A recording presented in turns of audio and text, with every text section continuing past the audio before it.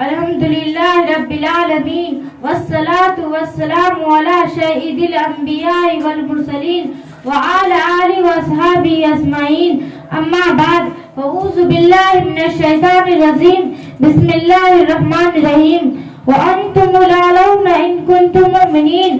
وہ معزز تھے زمانے میں مسلمان ہو کر، وہ معزز تھے زمانے میں مسلمان ہو کر، اور ہم خال بھی تاریخ قرآن ہو کر. محترم بزرگوں اور دوستوں، میری مائیں اور بہنوں، آج میری گفتگو کا موضوع مسلمانوں کی تباہی اور اس کا علاج ہے. آئیے اس موضوع کے تحت ہم اپنے شاندار ماضی پر ایک نظر ڈال کر مستقبل کی تعمیر و ترقی کے سامان تلاش کریں.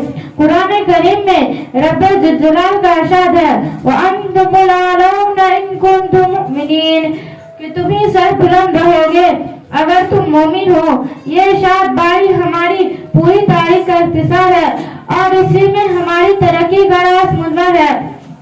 تاریخ کے سینکڑوں واقعات یہ بتانے کے لیے کافی ہے کہ جب بھی ہمارا رشتہ اللہ سے اور اس کے دین سے مضبوط رہا، سر بلندی و کامیابی نے ہمارے قدم چومے، اور جب کبھی اس رشتے میں کسی قسم کی کمزوری آئی، ہم عزت و رفعت کے آسمان سے ذلت و پستی کے غار میں جا گرے. تاریخ ہمارے سامنے جنگ بدر کی مثال پیش کرتی ہے. جنگ بدر میں جو کامیابی ہوئی صرف اس رشتے کی مضبوطی کی بنیاد پر ہوئی، ورنہ اگر کامیابی ہوتی تو کفار مکہ کو ہوتی، کیونکہ کفار مکہ تقریباً 1000 تھے، بڑے جوش و خروش کے ساتھ تھے. ان کے پاس 700 اونٹ اور 200 گھوڑے، نیز سب کے پاس تلواریں اور دہکار جنگی ہتھیار موجود تھے. ادھر ابو جہل، عتبہ، شیبہ، ولید، حنظلہ، عبید، عاش، حرش، امیہ بن خلف، نفرہ بن حارث، عبد المطلب جیسے شجاعت کے پیکر اور آزمودہ گار تھے. ادھر بیچارے مسلمان بے سرو سامان، کل تعداد 313، سواری کے لیے 2 گھوڑے اور 70 اونٹ ہے. ایک ایک پر 3 4 آدمی سوار ہے اور بعض پیدل ہی سفر کر رہے ہیں.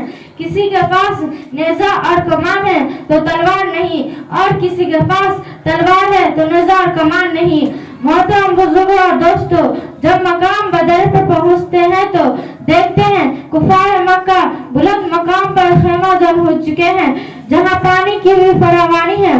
بیچارے مسلمانوں کو پست اور ریتیلی زمین پر خیمہ جم ہونا پڑا، ایسی جگہ پر کہ اگر کسی کو پیاس لگے تو ایک گھونٹ پانی پینے کو نہ ملے.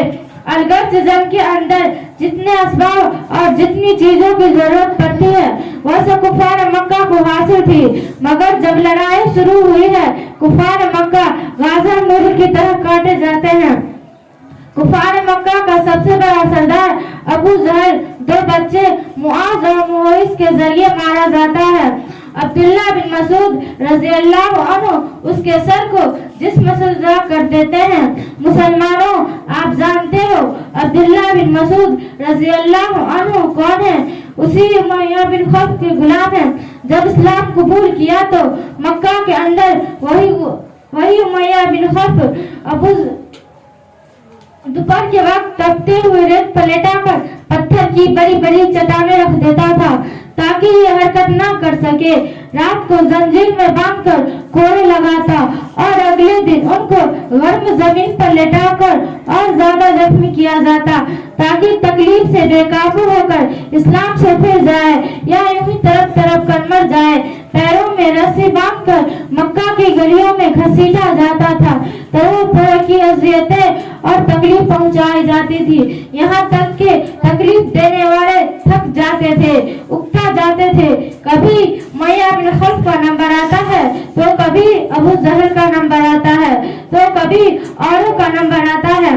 آج میدانی جنگ کے اندر وہی غلام و آقا یعنی امیہ بن خلف کو قتل کرنے کے لیے دوڑ رہے ہیں اور امیہ بن خلف میدان جنگ چھوڑ کر بھاگ رہا ہے. مسلمانوں، وہ کون سی چیز تھی جس نے غلام کو غالب اور آقا کو مغلوب کیا ہے؟